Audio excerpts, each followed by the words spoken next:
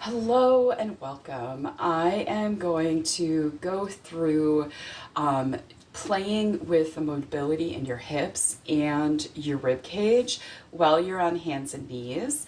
I want everybody who's using this to practice slowness in the movement.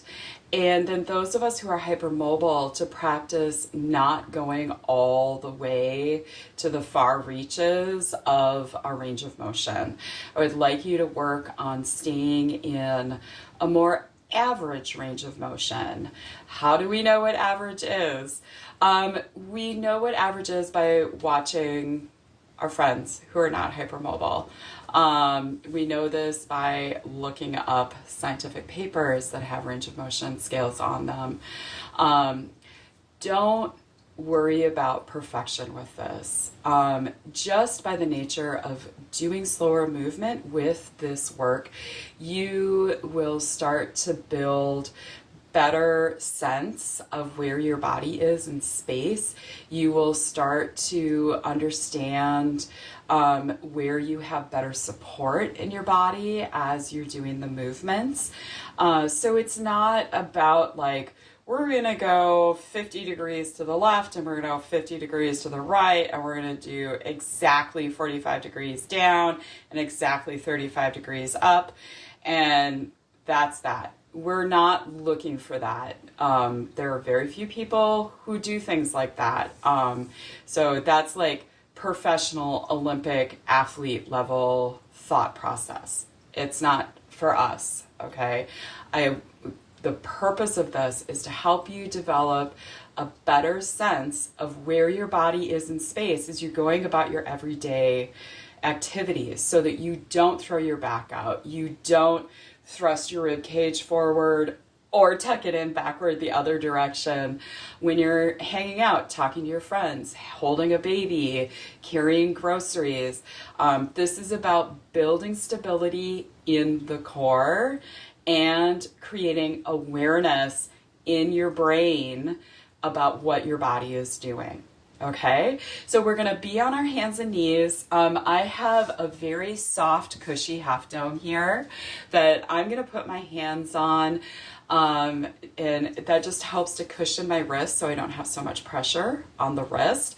Most people don't have a nice soft half dome in their house, so you can just roll up a towel or use a pillow. Whatever you have available is just fine. Okay, all right, so we're going to get on our hands and knees here. All right, and we do still want to practice good alignment. So really check in. So here, my hands are too narrow, okay? I've got an angle from the shoulder to the wrist. This is gonna injure your elbow and your wrist. So we're gonna move the arms out and get the shoulder, the elbow, and the wrist stacked.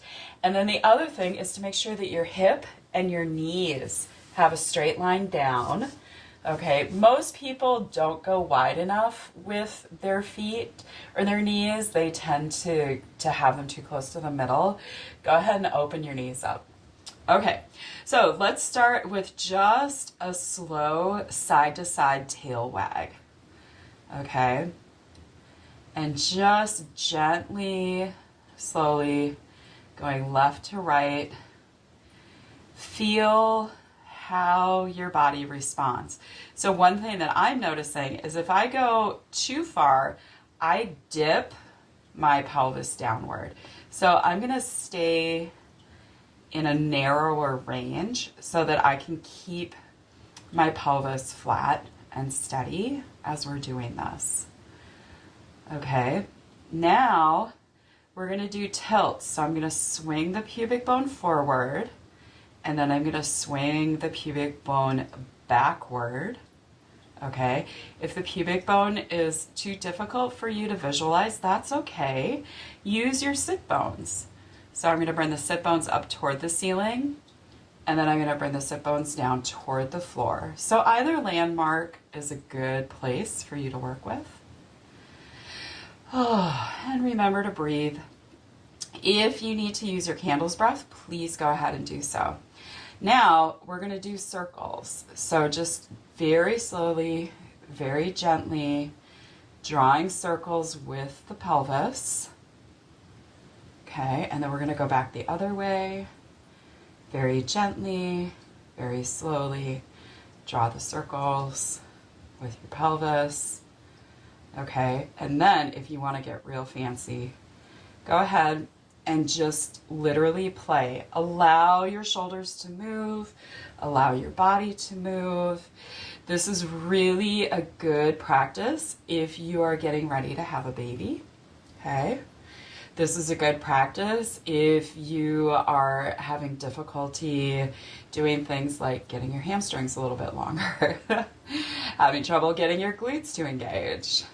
Okay, just creating awareness in the area where those muscles are that sometimes feel like they're not super friendly. Okay, then we're going to just pause, shake out the wrists. Okay. All right, now we're going to play with the rib cage. And a lot of people, particularly if you've already had children, your rib cage tends to thrust forward. This is perfectly average. It's part of the change that happens physically in our skeleton to create space for a baby to grow and for our uterus to get really big. But we don't necessarily want our rib cage to always be thrust forward. So we want to work at creating that awareness in the rib cage of like, where is it? Am I sitting it with it thrust forward? And when you do that, you can see if your rib cage is thrust forward, you get the scoop in the middle back, okay? And then once you bring that rib cage underneath you, then you just have a gentle curve, which is what we're supposed to have there. All right, so we're gonna get back on hands and knees. If your wrists are sore, go ahead and make a fist and get up on your knuckles. That's another compromise that you can do for your wrists. Okay, so make a fist and get up on your knuckles. All right, okay. All right, and check your alignments. All right. And then when I play with my rib cage, I plant my toes down. I have my big fuzzy slippers on, because feet. So we're gonna start just moving the rib cage. Okay, and I want you to notice when I drop my rib cage as far as I can, you can see my pelvis move. Okay, again, that's perfectly fine, but I want to isolate my rib movement. So I'm gonna stay in a range that leaves my pelvis out of the movement chain. And just move gently and slowly, just bringing it toward the floor and slowly toward the ceiling, and pause in tabletop. Toward the floor, toward the ceiling, and pause at tabletop. Toward the floor, toward the ceiling, and pause in tabletop. And then we're going to go side to side. The shoulders will absolutely move with this because your shoulders are directly attached to your ribs through muscles. Okay? And just go side to side. Try to do the side to side in your tabletop space. And so this helps us to create awareness in our lateral or outer muscles in both the abdomen and the back. Because we're three-dimensional. So we've got to think about this three-dimensionally. And then go ahead and play with circles. And draw the circles with your rib cage. Okay? All right. And of course, play and experiment with other movements than what I'm demonstrating here. Have fun with this, enjoy it, get to know your body. If you are still continuing to have challenges feeling the movements in the ribs and your hips and your pelvis, then what I suggest doing is taking a belt or a scarf or a yoga strap and just very gently secure it around your rib cage when you're working with your ribs, secure it around the top of your hips when you're working with your pelvis.